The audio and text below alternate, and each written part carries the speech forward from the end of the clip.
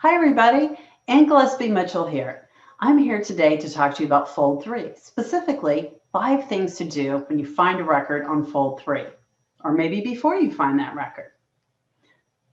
First, we're going to make sure that once you've found a record, you look at the images. The images hold all sorts of facts that may not have been transcribed, and you want to page back and forth.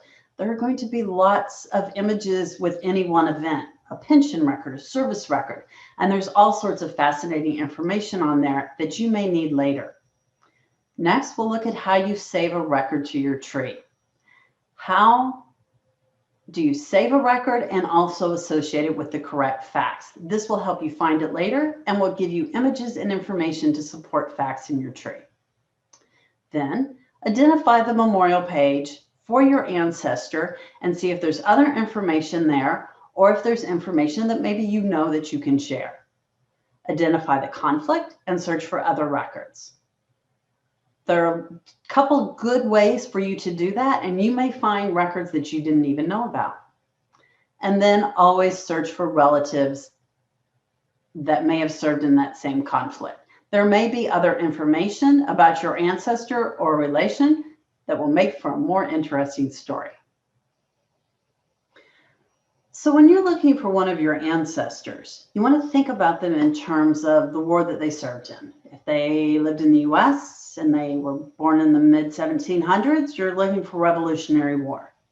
If they lived in Pennsylvania and they were born in 1836, you're probably looking for US Civil War and Union troops.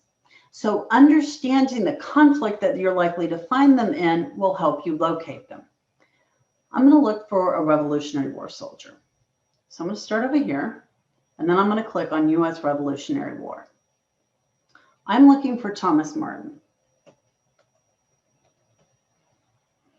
I can choose him as keywords, and that always is a good default. Name or place. Name is what I'm going to go with. I know that he served in North Carolina. And I choose place. So what I see here are a bunch of records, and they vary in the types of records. But what I'm really looking for here is a pension record.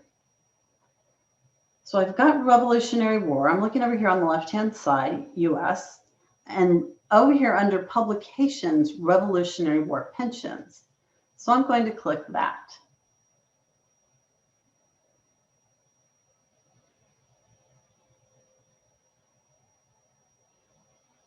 And sometimes it takes a little longer than others.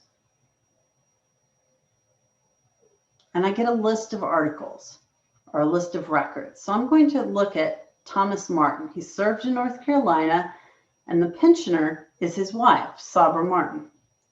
So I'm going to click on that record.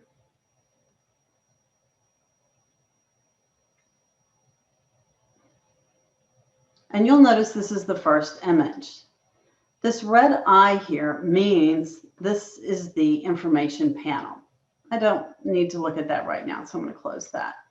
This film strip down here, you can bring up and down by clicking here. So I'm going to start going through these. Now, he served for North Carolina, and the state that they served under is where the pension is. But you'll notice Thomas lived in York County, South Carolina, later when he applied for a pension, and this is really important information. You have to think about where they might have lived. It could be a state that you don't even expect. Then you can start going through these records. Let's just list him, his wife. Here's another name, James Roberts. Maybe that's a relative who knew he served. This next page gives me lots of good information. It looks like it was copied from a Bible. As Thomas Martin was born May 11th, 1756. This is great information, right? A lot of times we don't know the exact day and month our ancestors were born back in the 1700s. List his wife, list all their children, William, Thomas, John. John? There are 2 Johns. Let me show you why. John Martin was born August the 24th, 1781, and he died March the 16th, 1783. Notice how they spelled die. Our ancestors couldn't spell, didn't care. The second John was born after the first John died. It was obviously a very important family name, and they wanted to keep it. But this lists all his children. This is a great document. If you don't have the family Bible, this is a great substitute. Now, you're not going to find this in every pension record, but I thought this was worth pointing out.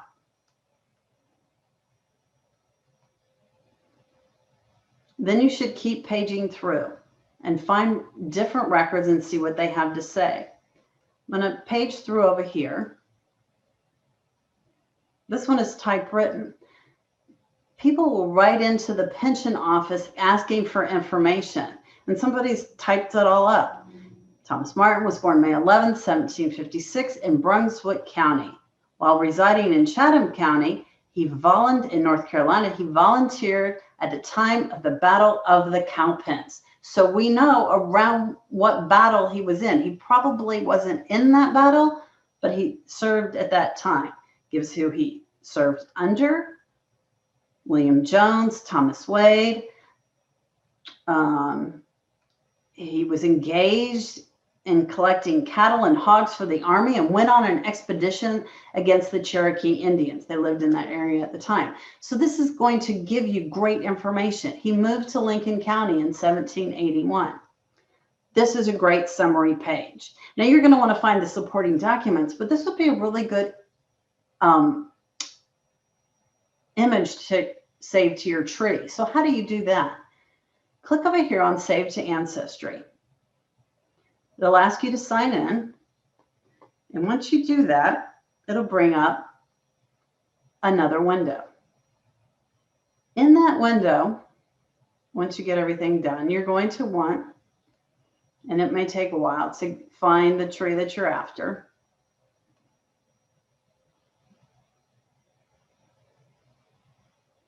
You'll type in the name of the person that you're looking for, or that you want to attach it to. And Ancestry will come back with a list of names. Now I have a lot of Thomas Martins in my tree, but he was born in 1756. So I'll put that there. Now I want this document was probably filed around 1831. So I'm going to change the date to there. There are many different dates you could choose in these kind of records. So this is page 14, 1831. Letter with summary of his service. And so I have him, I'll show it on my life story, I have it under Thomas Martin. I can also link it to another person. I know that his wife's name was Sabra Wilkie, and I store women in my tree under their maiden name, so I'll put her there. And then I will click on Save.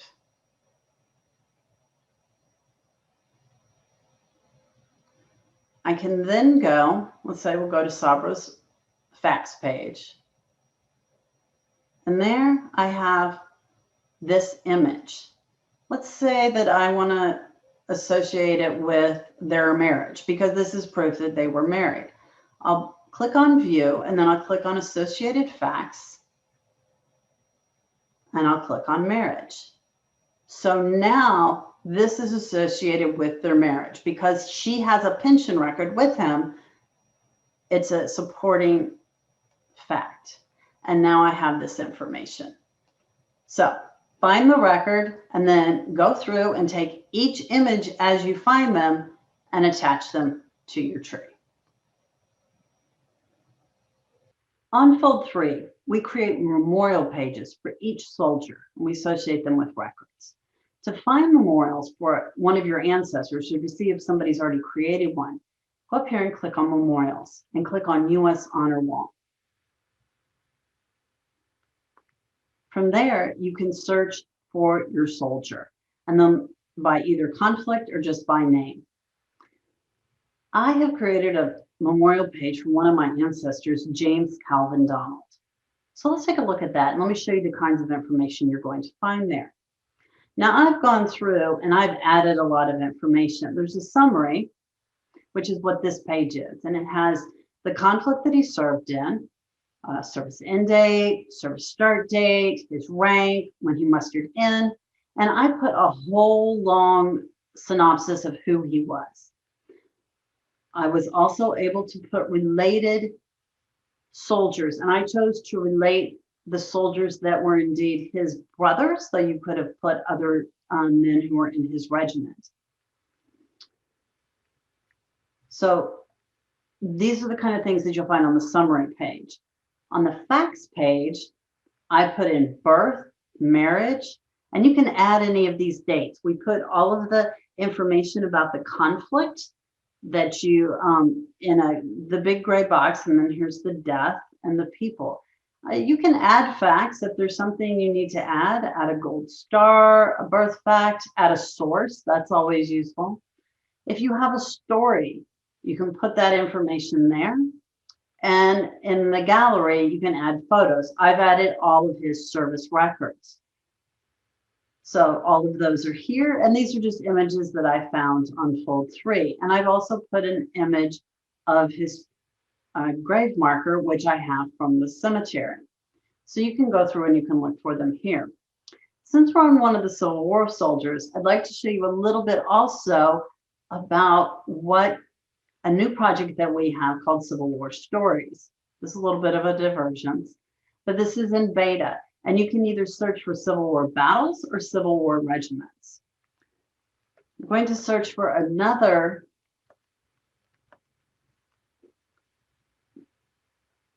regiment that another one of my relatives was in, and this is the North Carolina 28th Infantry. I'm a Southern girl. I have a lot of Confederates. We have both Confederate and the Union troops. So if you look down here, we have them by company. And he was in company H. This is for David Hamrick. And we have all sorts of information. Now we're in the process of getting this filled out, so not all of the companies will be this full, but I've spent some time on this one. Notable battles, more information, elsewhere on the web. Who was the youngest soldier? Who was the oldest soldier? And then a list of soldiers. These will eventually be tied to all sorts of records, so you might want to check back every so often what we have. If you go and you look at the regiments, we also have battles that that soldier may have fought in. Harper's Ferry, Chancellorsville, Gettysburg. And we have been partnering with American Battlefield Trust to get a lot of information and maps, so you can find more information that the battles that your ancestor was in. So if you can find them in a regiment and in a company, then you can go through and go and learn more about their different conflicts. And we'll eventually build this out for all the different conflicts. So when you look at your memorial page, find that information. And if they were a Civil War soldier, check them out in Civil War Stories. So you may not know all the records we have that apply to any specific conflict. And if you wanted to see a good synopsis of those, the easiest way to do that is in Browse. Let's say that you're looking for the War of 1812. You may not even know we have records for Canada and the United Kingdom. These are all the records we have for the War of 1812 for the United Kingdom. And that may be a totally different way you want to search. Or maybe you want to look just in the US. That's still a lot of records, but there might be good information there. You can look at publication type, Native American or non-military. Maybe your ancestor donated something, or maybe you want to look in the US Army. So that's a good way to get your idea or your head around all the records that we might have. And then you can go through and you can use Browse. Let's say you want to look at pension files and you know your ancestor served in the state of Virginia. That's down here. There we go. And maybe their last name started with an F. So that's a way that you can get through those quite easily. Let's go over here and I'm going to reset. This is also, we have records on Fold3 that are not military related or might be organized in ways that you don't expect. Maybe you want to see everything that comes from a specific content provider, say the Allen County Public Library. If you choose that, you'll see all of the records that they've added to our site. And maybe you're looking for something specific that you know they added, but you can't think of what it's called. You may not even have known they have newspapers that they put on the site. This is really interesting information. You can also just look at public directories or publication type. We have city directories on Fold3, and this may not be something you expected. And let's say that you want to go and you want to search for Indianapolis. This may be a resource that you didn't even know existed, and you may be able to find your ancestors in. This goes all the way up to 1923. So that's one way. And Fold3 has a really good way to page through city directories. It's a pretty nice little film strip. So that's one way to get through these. Now it can take a long while to have all the thumbnails pop up, so you sometimes have to be patient. But here is the actual page, and then you can just start paging through here and see what's there. So browse is your friend and will help show you all the publications that we have for any given conflict, and make sure that you think about the two sides that fought, US and the UK, and it'll help you find records that are not military related, but by publisher and then just other categories. It's a really useful tool. So let's look at one more thing that you should always do. When you're going through these records and you find one of your ancestors, make sure that you always look for the brothers, the sisters, and the people they served with. Let's go back for a moment to my memorial page that I have for my second great-grandfather, James Calvin Donald. And you can get to all your own memorial pages by going to Memorials, Your Memorials. You'll notice here that I have James Calvin Donald. So if I click over here, I've also related him to his brothers. So that and other records by him. So if you have on your memorial page, you can add another memorial and connect it, whether it's recently viewed, bookmarked, or in my pages. But you also want to take each of these people and look at their documents as well, because that will be part of the story. What happened to brothers and cousins in any given conflict is part of that family lore, is part of that family story. And as I go through the images here for Benjamin, and it might be easier actually to look in the gallery.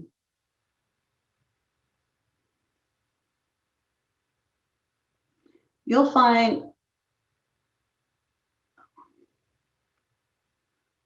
all sorts of pieces of information that you may not have known about, and things about, say, Benjamin that are just part of the family story. This one is interesting because while he was serving, at one point he was under arrest, and there are other records that says he was court-martialed and then he was actually returned to service. So that's part of the story of this family. So it's always important to look for all the relatives and collect all that data and associate it together, so you have the complete picture of your family and what their story was in any given conflict. So let's think about the 5 things that you want to do anytime you see a record on Fold3. First, look at all the images and record everything. Read through them. You never know what information you're going to find. Save the record to your tree. Make sure you associate it with the appropriate people and mark the appropriate facts. Identify the memorial page for your soldier, and if it doesn't exist, you can create one. And look through what other people may have added. Identify the conflict and search for other records. Go through all the different record types that are for every conflict, and then search for records that are not associated with the conflict. You can do that separately, and you may find things you just didn't know we had. And then finally, find the other relatives of your soldier in the records and search for them, so you get the full picture of that time in your family's life. All right, time to get going. See what you can find on Fold3.